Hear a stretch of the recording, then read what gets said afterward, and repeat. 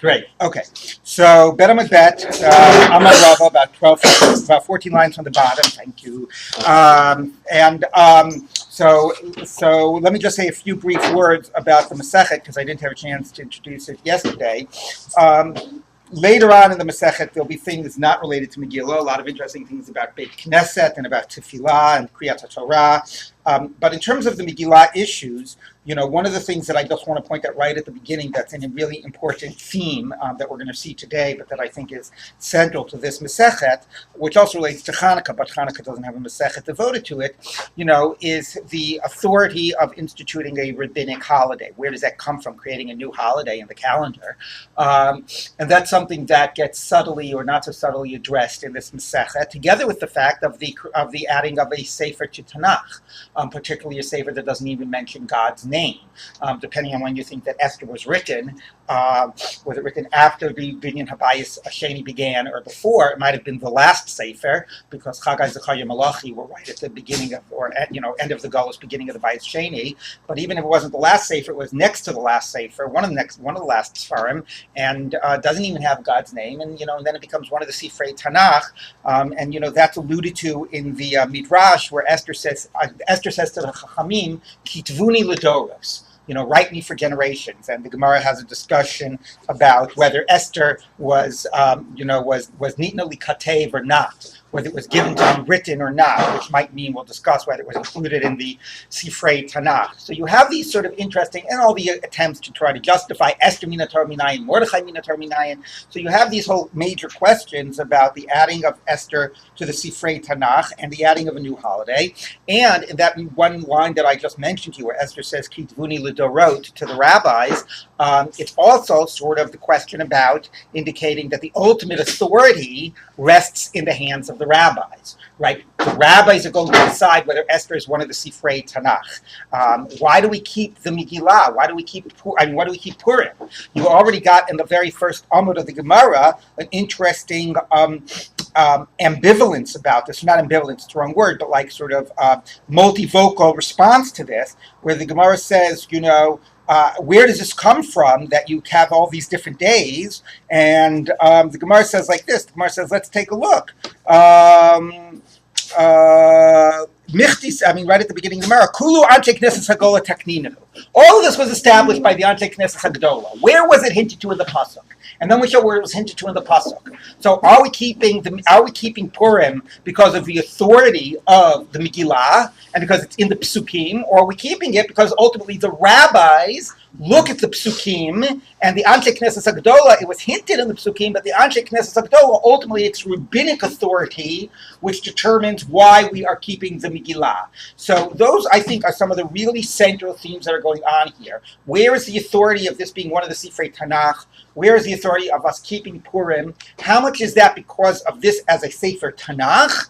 And how much is that because of ultimately Anshe Knesset Hagdola, the Rabbanan, Kitvuni L'Dorot, that it's the rabbis ultimately who are the arbitrators of why this becomes a Sefer Tanakh, why this becomes a holiday. So right already in the beginning you had some of that, and that's really a theme that's going to continue today and going to continue for a good part of the Masechet, something to really look out for. I'll say one other interesting thing about this, about the sort of sugya we're in the middle of, which is the idea of Yud Aleph, Yud Bet, Yud Gimel, Yud Dalet. It seems very, very bizarre, this idea that you can have like multiple days to do a holiday. And you're not really doing the holiday, you're doing the mitzvah of Megillah, but still the option of multiple days. But we should note that that's just expanding on something that's bizarre to begin with, which is a holiday that's celebrated at two separate times, right? And we're not just talking about a second day of Yontif or Yontif Sheni, We're talking about fundamentally, some people celebrate it on the 14th and some people celebrate it on the 15th. And this idea is, where else do you ever have this? One of the whole ideas of a central calendar, right, is it unifies everybody in the observance of the holidays, and that's sort of what creates a whole sense of your religious community, that you observe the holidays on the same time. So that itself, we should note how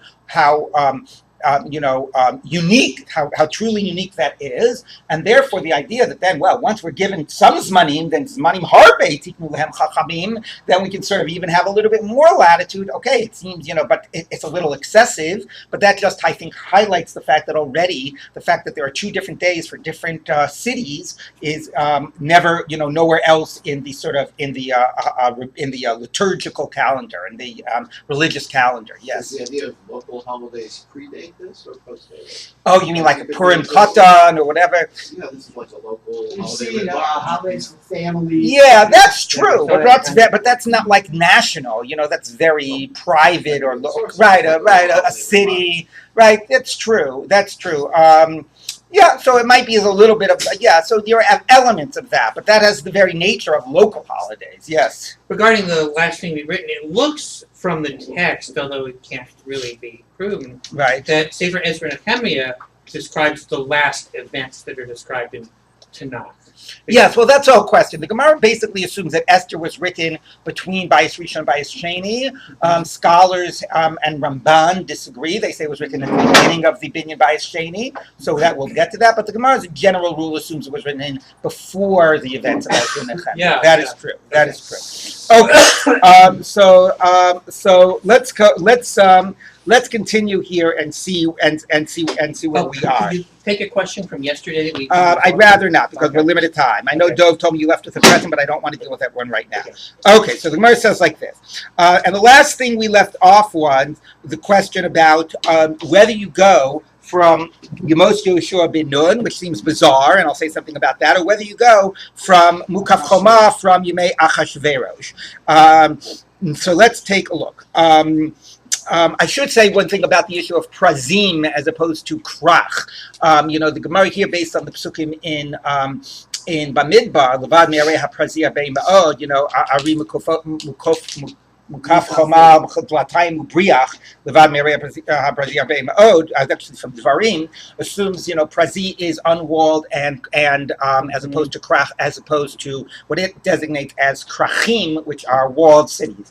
I think the JPS translation, you can check it, it's right there, has, when it says Al Kain HaYehudim HaPrazim HaYoshvim Ba'arei HaPrazot, says the Jews in the something like in the outlying cities that and it's Prazi is in contrast to Shushan HaBirah, the non-capital city. So therefore, if you read the pasuk that way, all it's saying is like anybody not in Shushan keeps the 14th day. Shushan maybe keeps, and the Gemara seem to have a strange havamina, maybe the 14th and the 15th, but the 14th and the 15th isn't such a strange havamina because Shushan, right? The first major victory that they could have celebrated was the 14th, but then they continued fighting on the 14th, but at least the 14th, had, was also significant even for Shushan. But even if it's only the 15th, right, it's possible that a pshat reading the psukim is that everywhere else does the 14th, and Shushan maybe does the 15th. Although, again, as you saw yesterday, the Megilah never mentions what are the non-prazim do. It says the prazim do on the 14th, and it talks about the 14th and the 15th, and that's that whole ambiguity that the Gemara tries to figure out because it never explicitly says what the non-prazim do. But nevertheless, it's possible that a pshat reading the psukim is non-Shushan versus Shushan. But the Gemara reads it walled versus non-walled. One approach is Achashverosh, which at least somehow makes sense, sort of similar to Shushan. And this other approach of Yehoshua ben Nun, which doesn't seem to make any sense, which I'll say something about in a little bit, but let's start reading the Gemara. Okay, so the Gemara says like this. Elashushan, I'll start one line before that. Da'avdi kaman, lo k'prazim below k'mukafim. If you go from the time of Yehoshua ben Nun, what's Shushan doing like? It's not, right, it's doing the 15th, but it's not the halacha of the 15th. It should follow the 14th, because the Gemara assumes that it was not mukaf mimos Yehoshua ben Nun. How the Gemara knows that, I don't know, but maybe unless you know otherwise, that's what you have to assume. Amar Rava says Rava, V'amalei Kadi, and some say Kadi, which might mean nobody, meaning anonymously, or could be the name of a sage. Shani Shushan Hovanase Banes. No, since the whole miracle is in Shushan, that's sort of like the paradigm, that is the 15th, even though everything else that's sort of based on it and the rule that we develop, actually Shushan falls outside of the rule. Okay, now again, it's so strange why that rule, but let's read a little bit more and then I'll get back to that. So if you say that it goes by Yemos Yoshua Binun, I understand why it says that it's observed. These days are observed every Medina, and every year va'ir. So why does it not just say Medina va'ir? So it sounds like even within a Medina, which presumably means like a walled city, there's distinctions, and between ears there are distinctions. So let's take a look. Medina l'chalek bein mukafim chomam yemos Yoshua Binun l'mukaf chomam yemos Achashverosh. So Medina tells you that there are walled cities and walled cities. Some that read on the 15th, some that read on the 14th. Depends when your wall was. Does it go back to the time of Yoshua Binun or only from the time of Achashverosh? And according to our Mishnah, it would only go from the time of Yoshua ben Nun. Only those walled cities. An ear which is not a walled city. So not all ears are the same. Why are not all ears the same? Once we've already introduced the distinction of Yemos Yoshua ben Nun, there's another distinction to be made. Nami l'chalek ben Shushan l'shara yaros. Because some things, even that fall into the ear category, i.e. Shushan, don't have the halacha of an ear. Even though Shushan is not walled from the time of Yoshua ben Nun, it still reads on the 15th. It's an exception, as opposed to the other which read on the 14th. So that works. There are two distinctions that need to be made. The rule of Yoshua ben Nun and not, and then Shushan as the exception. Elo Rabbi Yoshua ben Karcha, Rabbi Yoshua ben Karcha that says you go from the time of Achashverosh. So you need Medina to tell you the basic rule of walled cities from the time of Achashverosh. But then there's no other exceptions to be made. That's the whole rule. Why do you need to distinguish year year? You've got your whole rule. Rabbi Yoshua ben Karcha would say back, and according to our Tana, is it really good? Even the Isay Prazi, once he already learns out from the Gzera Shava that we said yesterday, from the Psukim in Dvarim, that you go from Yemos Yoshua ben Nun, from unwalled, Medina Lamali, you already knew the rule from Prazi, so why do you need Medina? Ella, don't bother me with the pasuk Medina every year. Kral l'drasha hu da'asa. It's coming for a drasha. Rabbi Yoshua ben Levi hu da'asa. Damar Rabbi Yoshua ben Levi. Krach v'kol asamachlo. Medina means there's a Medina and then there's extensions of the Medina. The kol anira is kol asamachlo, accounts as the krach and reads on the 15th. The kol anira emo, and whether it's physically, geographically nearby, or maybe it's geographically distance, but it's visible. Neither krach has the law of the krach and reads on the 15th. Ad kama. Now, how distant can it be that it still is considered part of the krach? So now this is going to give you a sense of how their scale is so totally different than ours. Amar Rabbi Yirmiyah v'Tema Rabbi Chia bar Abba k'mechamtan l'Tveria meal, like the distance from Chamtan to Tiberias, which is a meal. A meal is a kilometer. Okay, that's how far away it could be. It could be a whole kilometer away and still be considered part of the city. So, v'leima meal, so just say a meal. No, he wants to tell you, give you the measurement that maybe you don't know exactly how far a meal is. Also, maybe to give you that as a nice graphic example that you have these two, a village near a city, and it's considered part of the city. Now, a kilometer is very small, but you also have the principle of nira. Samuch is even if it's not visible. The Gemara will discuss how that can be. But then you have nira, if it's visible from the city, even if it's not samuch, it also is part of the city, and that's significant. This also is very significant for nowadays, reading in Yerushalayim. How much, when you continue to sort of like build up from the original walled city, is it continue to be the extension of the city? Does it have to be nira? There are places, obviously in Yerushalayim, you can't see the old city, and it's more than a meal away, but it's all continuously built up, right? So these become very relevant discussions. I want to just say another point, though, about this issue about the authority of keeping Purim and so on. You notice that what the Gemara does almost naturally is that it uses the psukim in Megilah to do the normal type of drashot that it does. In the full way it would do with a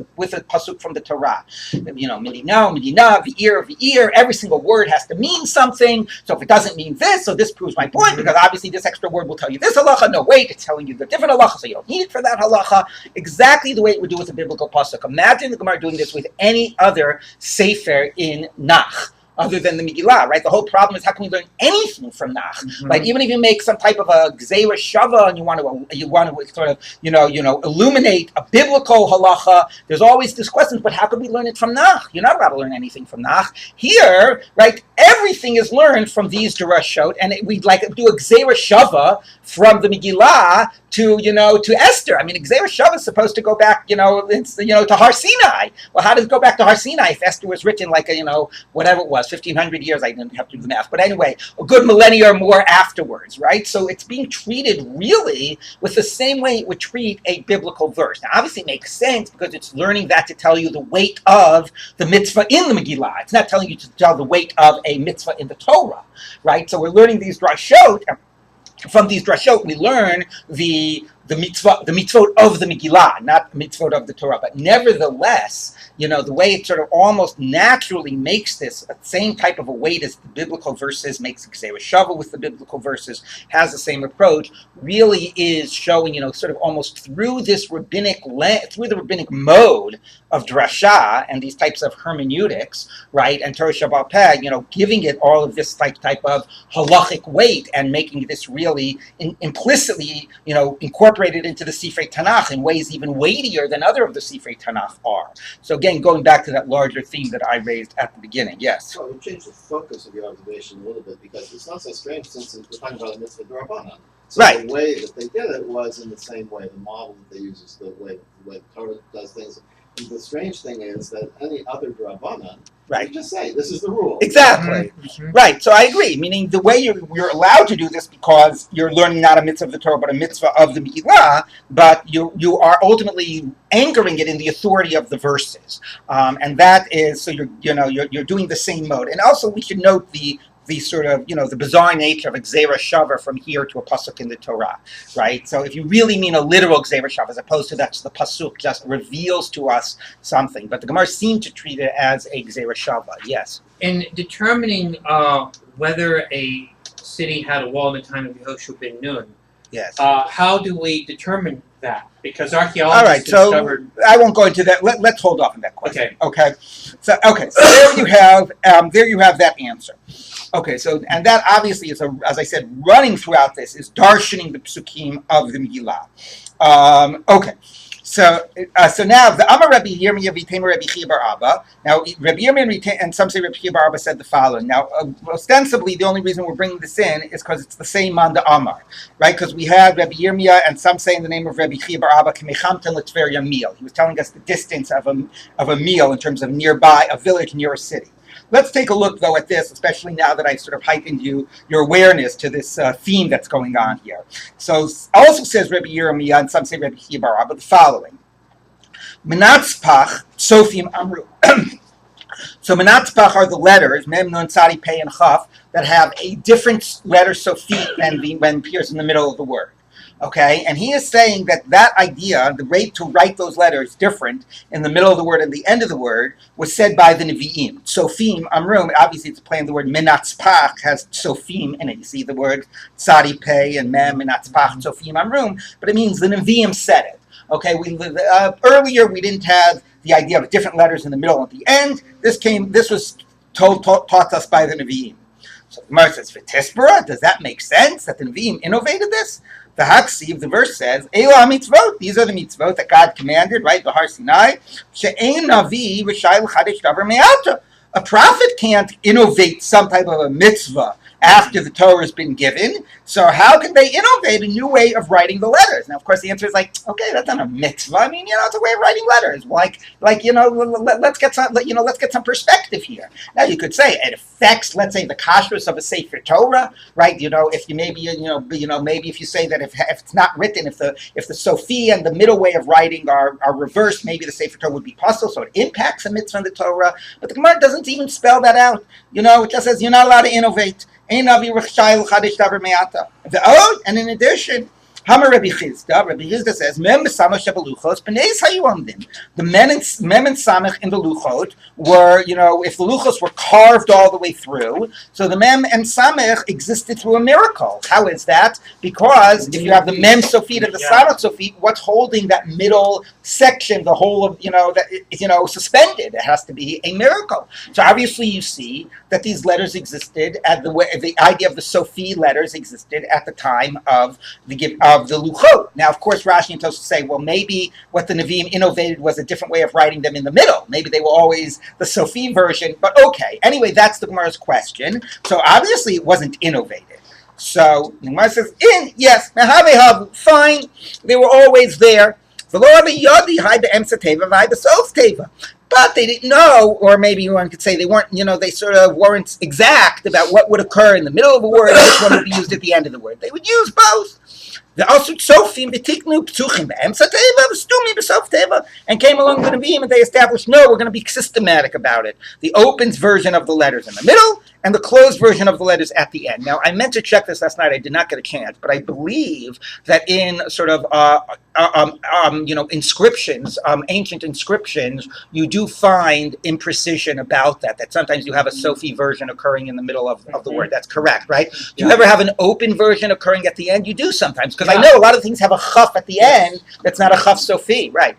So the end version seemed to have developed a little later. Right. So, but they had, did they not? But we don't have ancient inscriptions with the end versions of letters? Well, the most ancient inscriptions are in the what we call the Canaanite script. Okay. The Asur, we don't have anything before about 2,600 years ago. Okay, so anyway, so a lot of this actually does reflect the development of the Sofi letters and whether they dafka occur at the end of the word. I think sometimes a mem Sofi occurs in the middle of a word. I'm pretty sure. Yeah. Like that. The follow-up. It's in the Oh, right. That's maybe where I'm remembering it from. Okay, so all of this does reflect an actual reasonable, interpretation of history. So the Gemara doesn't like it, though. The Gemara says, sof.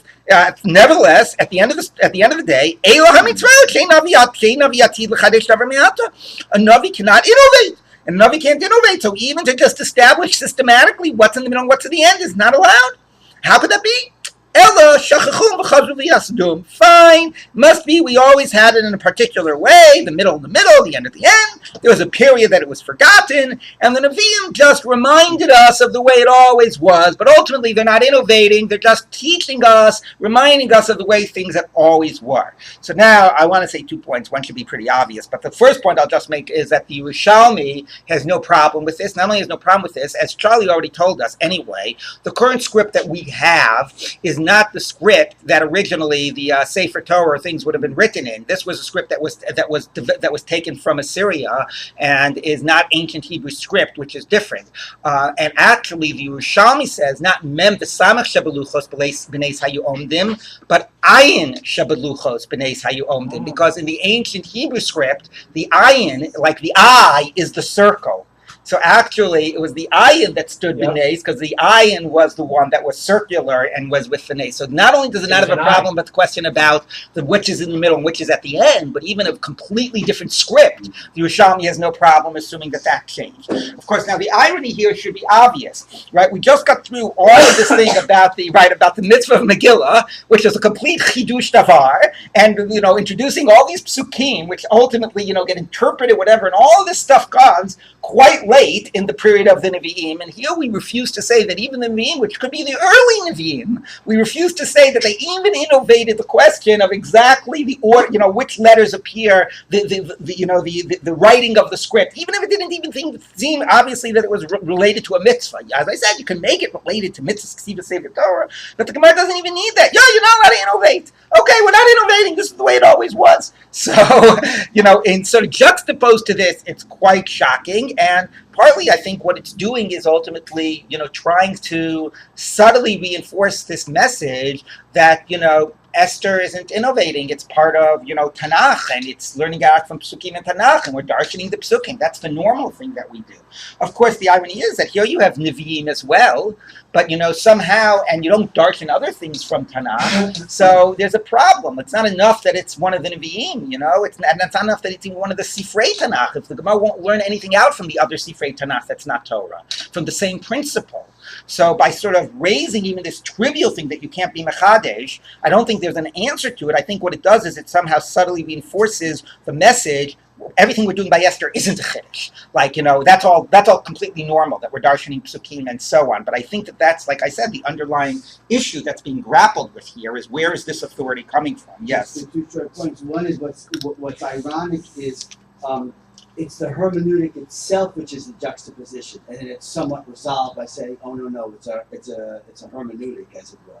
We've learned it out." Right? But it's the darshaning of those psukim, yes, the innovation itself. Right. The second thing is, I think what the thing about the letters and their shapes is closer to what you were saying. The implicit, the assumption here is that mitzvot come from the language. Mitzvot come from letters. They come from words. Yeah, but the shape of the letters. Anything. In other words, anything. It's very rare to find Chazal. I mean, that's, even an extreme of Rabbi Akiva, of the Kutzo Shel Yud. But, But it could be. Maybe, but again, I think that, that is... I don't think that's pshat of the text. The Gemara isn't saying and this would be a chiddush davar because it would affect how we would darshan something, or this would be a chiddush davar because it would affect ksiva sefer Torah. I just think it's a chiddush davar, right? You're innovating. Doesn't matter. No innovations are allowed, right? I mean, that seems to be the sense of the text. It's making an extreme statement that you can't innovate even in this area, and then juxtaposed to all of the reality of the Megilah. Yes. Question: Is this Is this a unified view of the text, or is this a competing view?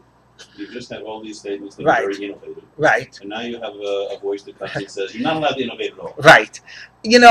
I don't know. I see it as, it could be, well, first of all, let's point out this. The voice that says you can't innovate at all is the stam of the Gemara, right? Because the original statement of Rabbi Yirmiyah v'Timur Rabbi Chiya bar Abba said they did innovate it. Sofi Mamrun. It's the stam of the Gemara that insists you can't be innovating. So it's hard to assume, it's not like sometimes you say we stick together different main rote and they have different views. Here, this memra is totally happy with innovation. It's the stam that's insisting you can, and it's the same stam that sort of, the anonymous voice that was, sort of throughout the previous text. So I see it as a, as consistent, or intentionally trying to create that, contrast. So it's not right. coming to praise, not to praise Caesar, but to bury. yes, exactly. So I do think that through the insistence here, it's ultimately strengthening the power of the Megilah rather than questioning it. You can't be mechadesh anything. So everything we were doing by there wasn't a chiddush. That's the way I'm reading it. Okay. Ve'amar Rabbi Chiya v'Timur Rabbi Chiya bar Abba, and Rabbi Yirmiyah says Rabbi Chiya bar Abba said, Targum shel Torah unklis hager amaro. And this is also interesting in terms of text and interpretation. So the targum that we have, because they would read the Torah with a targum, so with a standard Aramaic translation, that was said by Unklis the Hager. Mipi, Rabbi Eliezer, Rabbi Yoshua, from the mouth of, meaning based on the training that he received from Rabbi Eliezer and Rabbi Yoshua, who were also the the rabbis, the teachers of Rabbi Akiva. So it's the traditional sort of rabbinic interpretation. Ultimately, it's coming through the eyes of the rabbis. 1 minute. Targum Mishel Nevi'im, the targum that we have on the prophets, Yonasan ben Uziel Amaro. That was written by Yonasan ben Uziel, who was a Talmud of Hillel, considered to be the greatest Talmud of Hillel. The Gemara tells a story in Sukkah, you might remember, that when he would learn Torah and birds would fly over him, they would be consumed by fire because the heavenly angels would be surrounding him when he was learning Torah. So that comes from Yonasan ben Uziel. BP Chagai Zechariah Malachi, which he received from Chagai Zechariah and Malachi.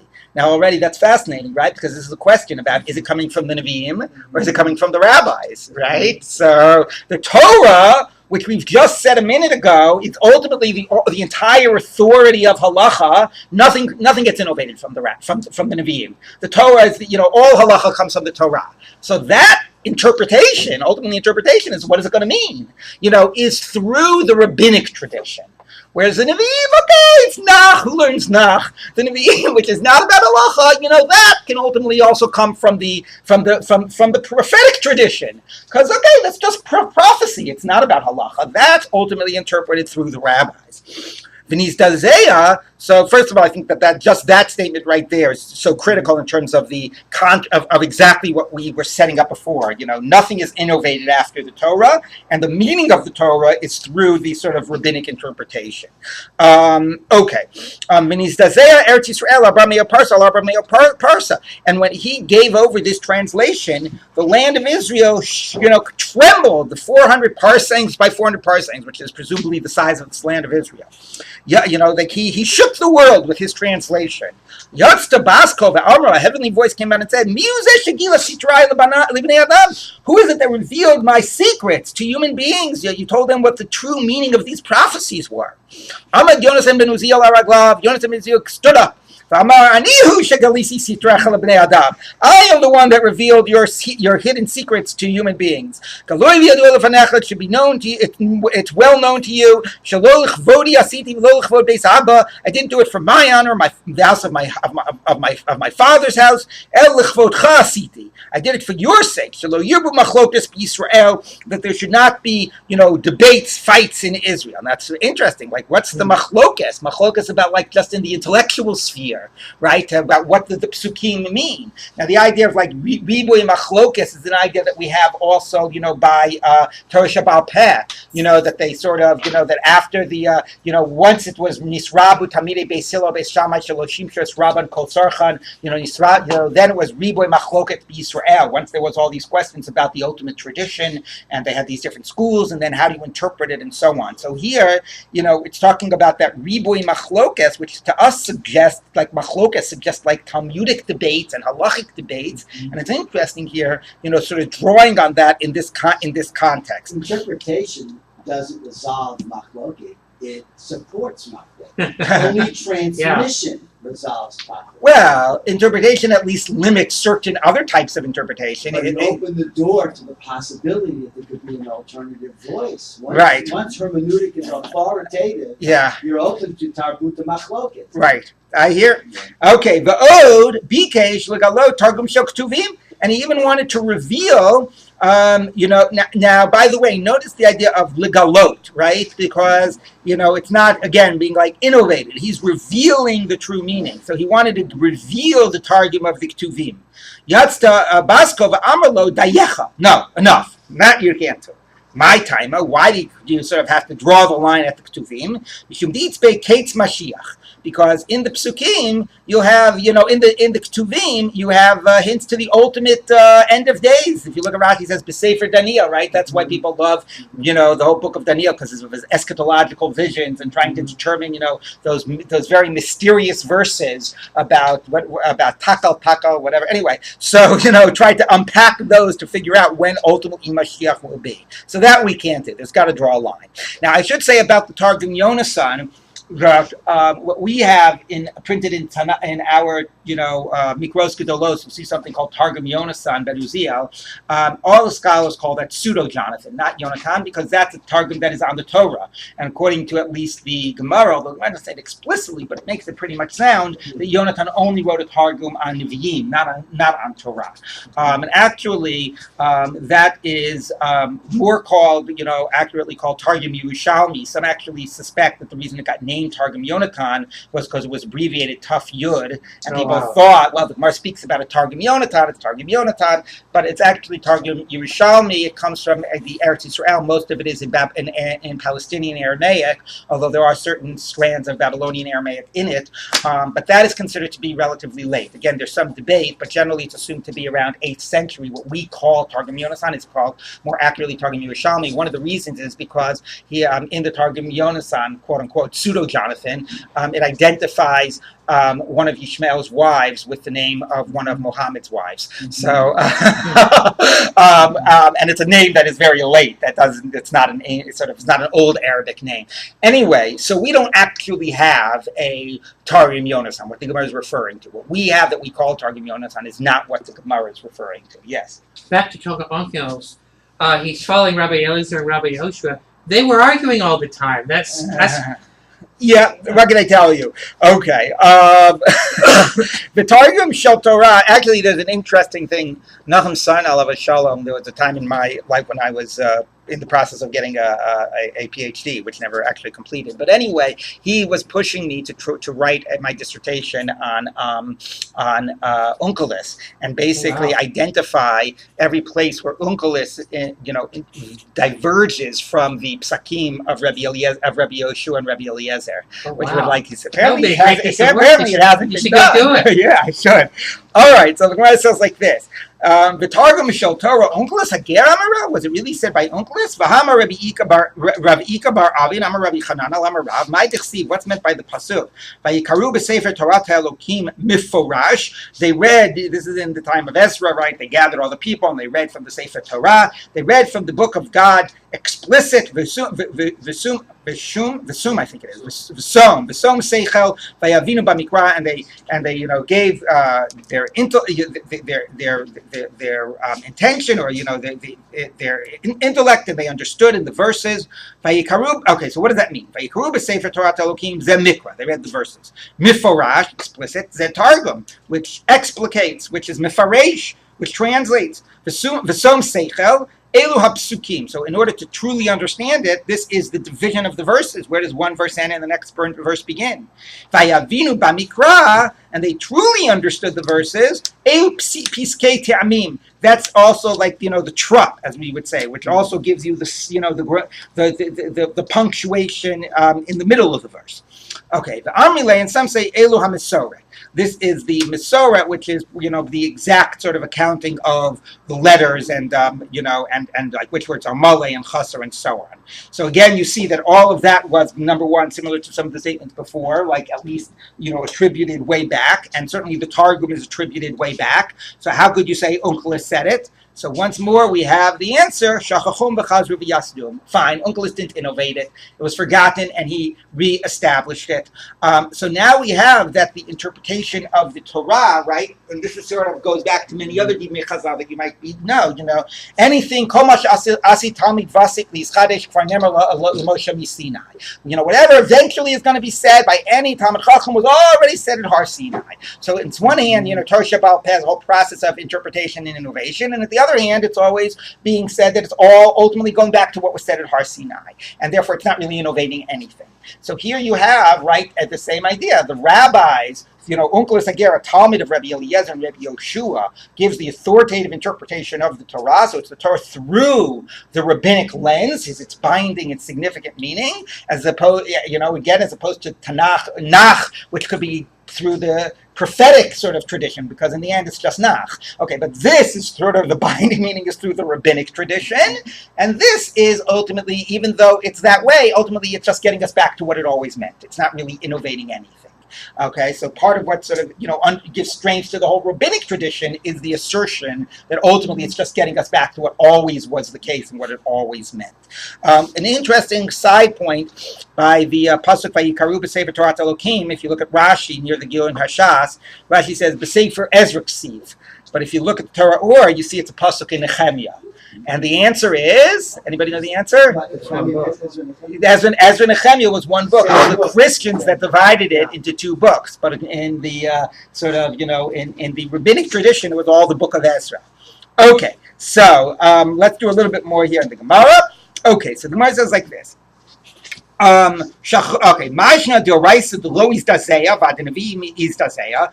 did the world not tremble when it interpreted the biblical verses, when the translation was given, but it trembled when the translation was given on the prophetic books? By the way, there's a later, we'll be dealing later in the Masechet with the whole idea of the translation of the Torah into Greek. Okay, so it's worth keeping this in mind. So the Gemara says, the Oraisa Mifashim Yosa. No, the Psukim in the Torah are more explicit. So it's not completely revealing something that was cryptic beforehand. The Nevi, in the prophets, some things are quite clear, some things are quite sealed or quite unclear, cryptic, and therefore it was a true, revealing of the secrets, things that were very unclear beforehand. So, and I'll give you an example. On that day, the wailing will increase in Jerusalem. Like the eulogy or like the wailing at the time of Hadar Dimon in the valley of Megiddo. Now that's a problem because there was never a eulogy for Hadar Dimon in the valley of Megiddo. For Amar Rav Yosef, and said Rav Yosef, or not that we know of from other verses, Ilmali Targuma, the high prophet, wasn't for the Targum of this verse, I wouldn't know what it means. But here's the Targum. On that day, the eulogizing, the wailing will increase in Jerusalem. Like the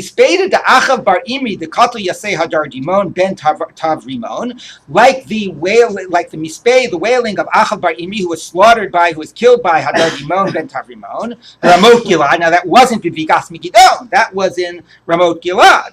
And Mispeda, the Yoshio Baramon, and the Mispeda of Yoshio, the couple you say Paro Chagira, that Paro Necho killed him, Bivikat Megiddo, in the valley of Megiddo. So the Targum makes it clear to us that this is talking about two eulogies, not one, and therefore in Hadar Dimon never happened in Bikas Megiddo. It's like and in Bikas Megiddo. Now, again, to sort of give us an example of a cryptic, prophetic verse that's interpreted by the Targum, this is one that was a little bit of a problem. It's not something that would have been outside of our ability to maybe have even sort of come up with ourselves. There's plenty of these prophecies that you don't know what the heck they're talking about. So I don't know. I really can't explain why the Gemara gives this as an example of to sort of illustrate how much more, innovative, or not innovative, right, but how much more revealing the Targum of the Nevi'im was over the Targum of the Torah.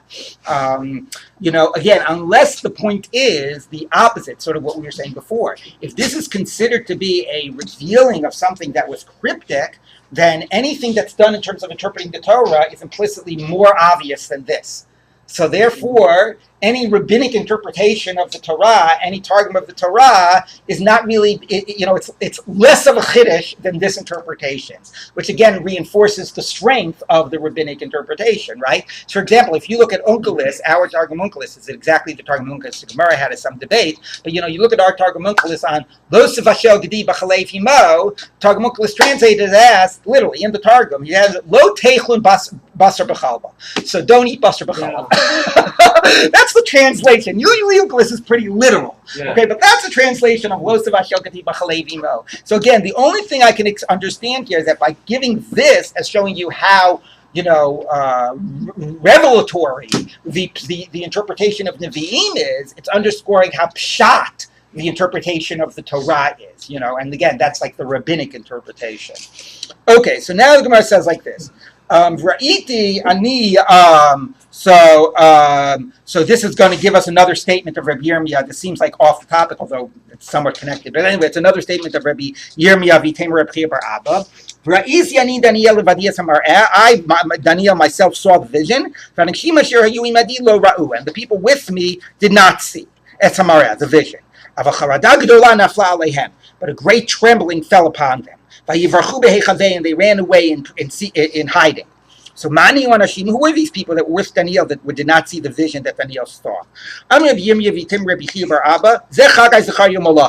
is Chagai Zechariah Malachi, some of the great Nevi'im of that time. So the Gemara says, they were greater than him in some ways, but he was greater than them.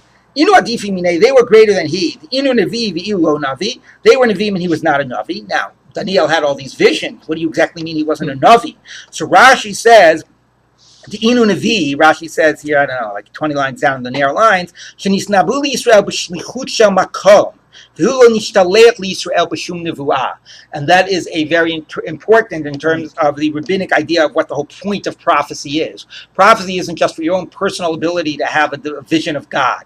Prophecy is, right, Aron achicha yeh niviecha, right, will be your Niviecha, will be your communicator. A Navi is so Niv Svatayim is the speech of the lips, right? A Navi is one who brings God's message to the people, not one who has a divine vision. Okay, so they were Nevi'im, and he was not a Navi. So in one way, their status, right, is, Daniel is a Sefer Tanakh, but nobody calls Daniel a Navi. Okay, so they were Nevi'im, and he is not a Navi, so they are greater than he. But he was greater than them. He was maybe able to have visions that they couldn't have. Exactly this difference. He had certain type of, mystical visions that they did not have, but that wasn't their role. Their role was to be Nevi'im, was to bring God's message to the people. Okay, if they didn't see my time at Ivisu, so how come they got scared? So Avagav the Inu Chazu, even though they didn't see Mazlayu Chazu, they're Mazel. So sometimes you sense something is, even if you can't really see it. Sort of like Bilam's donkey that knew the angel was there. Amar Ravina, Shma Mina, we see from this, Haiman de Mivas, if all of a sudden you get you start trembling and you get this fear that comes over you, you feel afraid and you don't know what it's about. Even though you're not seeing something, your mazel is sensing something. There's some spiritual force out there that might do you damage. So there's probably some type of a shade or something of that nature. So, my takante, what do? Likwi Kriyas Shema, say Kriyas Shema, that'll protect you. And if you're in a place of filth, like you're in a bathroom or in an alleyway that's got excrement or whatever, and you can't say Kriyas Shema, jump from your place 4 amos, and then you'll be out of the you maybe walked into the hiding place of this shade or something. So you jump 4 amos out, and then maybe by jumping, he won't follow you. You'll get out of that zone. And if not, you can't do that. Say this. The goats of the slaughterhouse, Shmeina Minai, are fatter than me. So what do you want with me? Go get some of the goats on the side. I don't know what to do. Anyway, okay. So but again, a lot of these things, again, about the weight and the power of the Nevi'im in contrast to the Torah, but again, the Torah through the rabbinic lens, and I think in a way, really somehow by making these extreme statements about it's not innovative, and we're not innovating, and Nevi'im don't innovate, it generally reinforces general rabbinic interpretation of the Torah, but also the fact that Megilah is therefore not really an innovation, and it's all completely treated the same way as we would the Psukim in the Torah. Okay, let's get, I know I have to leave a little early, but let's at least turn the page. Okay, so the Gemara says like this. See, I come back and all of a sudden we're behind again. So the Gemara says like this. Now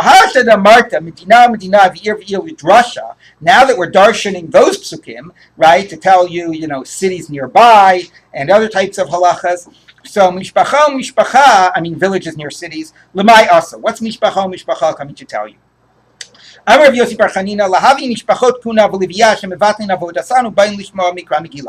tell you all families have to do it, even the families of Kohen and Levi. They leave the avodah and the Beit HaMikdash and they come to listen to the Megilah. So now, following the idea that we've been treating the Megilah, as biblical verses and interpreting them to understand, the nature of the mitzvah, here we're treating the mitzvah of Megilah as greater weight than doing the avodah in the Beit HaMikdash. Okay, so similar, we're just giving you so much weight. Tosfos even asks, why do you have to be mevatel anything? Go listen to Megilah and then go do your avodah. What's the big problem? So, the fact is that it's not really such a relevant halacha. If you look at Tosfos, the end of the, 4 lines down, the end of the last wide line in Tosfos, 4 lines from the top of the page, it says, V'im tomar, v'yasu avodasan miyad, v'achar kikaru ta Megilah l'badam. Go ahead, do the avoda, bring the tamid, so you maybe miss the reading first thing in the morning, but you bring the tamid, and then you'll have your own little private minyan. But you want to do with everybody else, because the bigger Pirsa Manes, you want to get the Shachris, so therefore you have to postpone the Tamid in order to get the Megillah in the morning. Now, again, when this is normally read, it's interpreted, about the weight of this idea of Pirsum Hanes, which is how the Gemara is going to sort of, the theme the Gemara is going to bring in later. But at this stage, it hasn't introduced the idea of Pirsum Hanes. It's really not clear at all when you would really have this type of a conflict. And again, I think that it's, really really the first point is reinforcing this issue about giving this tremendous weight to the mitzvah of Megilah. We've already given the weight to the verses of the Megilah and their sort of, and their weight, and treating them like biblical verses, and now we're giving weight to the mitzvah of Megilah. Yes? And to add on to what you're saying, Yes. is there a theme here? The Purim being the holiday of God, Right. right? And the Avodah being the thing that you can accomplish Interesting. only when there's a Jewish family. Interesting. So that's a very good point. That a holiday of Galut without avodah outweighs, and that gets to the whole question of sort of Torah and the rabbinic enterprise, sort of replacing the centrality of the korbanot. Very interesting. Right. No. We're that's going to continue in a minute because the Gemara is going to deal with Talmud Torah versus korbanot. So it's a very good point. Okay, so the Gemara says like this. Okay. The Amar Rabbi Yudam Kohanim b'avodasam b'levim b'duchanam Yisrael b'ma'amadam. The Kohanim could be doing the avodah, Levim on the duchan and doing the shira, and Yisrael in the ma'amad, which we just learned what that was in Megilah, standing by the korbanot or in the various cities. Kulan mevatlin avodasam and b'ayim lishma mikra Megilah. They all leave their avodah and come to hear the Megilah. Tanya namihalchi mitat similarly kohanim b'avodasam b'levim b'duchanam Yisrael b'ma'amadam. Kulan mevatlin avodasam and b'ayim lishma mikra Megilah. I very much like the point that David makes. So you could also imagine that once there is a Beit HaMikdash, in the time of the second Beit HaMikdash, that Purim would be very downplayed. It's a Gullus holiday, whatever. It's because they went trouble because they were in Gullus. Like it's no longer relevant to us. So it's an excellent point. Mikan samchosh shabeit Rebbe. This is the support of the house of Rebbe. Shemevatlin Talmud Torah ubayim lishmo mikra Megilah. In his time, there's no longer Beit HaMikdash. What replaced the Beit HaMikdash was Talmud Torah, and he said that you would stop your Torah study, in order to come and hear the Megilah. Kal v'chomer me'avodah, and it's a kal v'chomer from avodah. Now this is interesting because this is a question of which is higher in the hierarchy. Uma avodah she chamura mevatlin. If you stop the avodah in the Beis HaMikdash for Megilah, Talmud Torah lo kodesh. How much more so would you stop Talmud Torah, which is fascinating because it's putting Torah at a lower level than the avodah. The Gemara is not going to let that stay there. The Gemara says, the avodah michamur mi Talmud Torah? Is avodah really weightier than Talmud Torah? Aksiv, the verse says, when Yoshua was in Jericho, there's a person standing opposite him, and and he bowed down, and he said, Halanu ata are you for us, or are you one of our enemies? And he said, Sar tzva Hashem atabati, no, I'm an angel of God. So the Gemara first says, how did he bow down on the ground? Also allowed him sheeting shalom. Oh no, it's not asking bowing down. Also allowed him sheeting shalom l'chaver b'layla. Chayshinin shem shedu. You're going back to the whole shading problem. You can't greet somebody at night. Tosa sort of says we don't mean in the city. We mean out in the fields. Because we should be afraid that you can't see the person and maybe they're just a shade dressing up as a human. So the Gemara says no. Shani asam damar leiki ani sar tzva Hashem. No, because he identified himself as an angel of God. So everybody says, V'dilma Meshakri, maybe he was lying. Gamiri, Dilo Mafki Shen Shemayim Levatar. No, we know Shadim won't say God's name. So obviously he wouldn't have been lying. Although he said that after Yoshua greeted him, didn't he? Anyway, all right. Anyway, Amar Lo, that's not relevant to our point. Amar Lo. So the angel said to him, and there's a whole discussion in Tosas how the Gemara sort of, is able to bring in, insert this story where it gets the hints from the verses, but we won't worry about that. Amar Lo, the angel said to him, last night, now it's nighttime, right before nightfall, you were too busy with your setting up, the siege, that you didn't bring the afternoon Talmud, the Arshav, and now it's night. And now what are you doing? There's no war. You're not fighting war at night, so you could be learning Torah. Be Talmud Torah. You're not doing Torah. You're letting the war, override all these other things. So you're not learning Torah right now.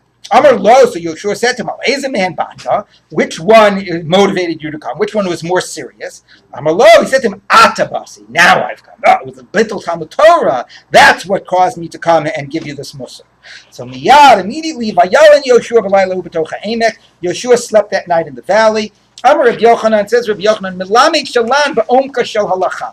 So he slept in the depths of halacha, meaning that he started really learning halacha. Notice how Torah is identified as halacha. So he got the message. Now, by the way, there's a problem that pasuk is not said by Yericho, it's said by I. So anyway, There's a very interesting Tosos. If you look at the bottom of Gimel Amud Aleph, Tosos says, Vayalan Yoshua b'layla b'tocha einek lo ksivi b'hai krakein el kashetzar Yericho ksiv Vayalan b'layla b'tocha am. So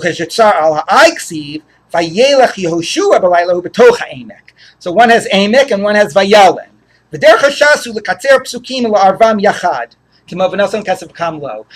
the Gemara just splits verses and combines verses, and it's not a direct quote. It's quoting two psukim together, splices. Right. Anyway, so you see that Talmud Torah was more important than Korbanot. So Shmuel Bar Unia Gadol Talmud Torah Yomi Akravas Tmidim, and from this we learn a principle that Talmud Torah is weightier even than the daily sacrifices. Shenemar Atabasi, now I've come. So you see. So how could Rebbe make a kal v'chomer to be mevatel Talmud Torah? Lo kasha, had Rabbim, had Yachid. It's a difference whether it is Talmud Torah of Rabbim or Talmud Torah of the Yachid. Talmud Torah of the Rabbim, like Yoshua, that's weightier than Korbanot. Talmud Torah of an individual, that's less weighty. So which raises the question, when Rebbe says you're mevatling Talmud Torah for Mikra Megillah, are you even mevatling Talmud Torah de Rabbim? Right? Because now we haven't said yes or no, but we've said Talmud Torah de Rabbim is weightier than Korbanot. The kal v'chomer really only applies by Talmud Torah de Yachid. Read one more thing, I can't stop myself. So the Gemara says that the Yachid Kal is the Talmud Torah of an individual less weighty. He doesn't even want to concede that point. V'atanan, Nashim b'moed, ma'anot avalo mitapchot. If you have a funeral on Chol HaMoed, the women who would be the wailers could be ma'anot, but they could not beat on the breast. The ma'anot would be like saying, eulogizing or wailing and having everybody wail with them, but they couldn't do the beating on the breast. If they were right near the coffin, metapchot, they could even do the beating or clapping, whatever they would do. Rosh Chodeshim, Rosh Chodesh Chanukah and Purim, which are less weighty than Chol HaMoed, me'anot u'metapchot bezel bezed. They can do both the me'anot and the metapchot, the wailing and the beating on the breast. Aval lo mekonenot. They can't do the kina. What's the word for kina? Lamentations, dirges, which apparently was they would say something and then everybody would respond back, and that would be seen as even a bigger, public type of an event, or greater way, greater mourning. But if it's the death of a Talmid Chacham, Chol HaMoed isn't relevant. You do the full, eulogizing and wailing. Kol shekein Chanukah Purim. How much more so Chanukah and Purim? So you see that you would not that the death of a Talmid Chacham would override those concerns. So you see the one individual Talmid Chacham and the weight of Chanukah and Purim gives way to even one Talmid Chacham. So this isn't that the Talmud Torah Yachid is weightier than the Avodah, but the Talmud Torah Yachid should be at least weightier than Mikra Megillah. Because here the eulogizing of an individual Talmid Chacham is weightier than Chanukah. So the Gemara says, Kavod Torah kamarta. That's honoring the Torah, not the act of learning the Torah. That's showing the honor that's due to the Torah. Kavod Torah de Yachid Chamor. Yes, giving honor to the Torah, that is weightier, and that would override the aspects of Chanukah and Purim, and that would override if you had to go to a funeral. You had to show kavod to a Talmid Chacham who died. That would take precedence over Mikra Megilah. That's true.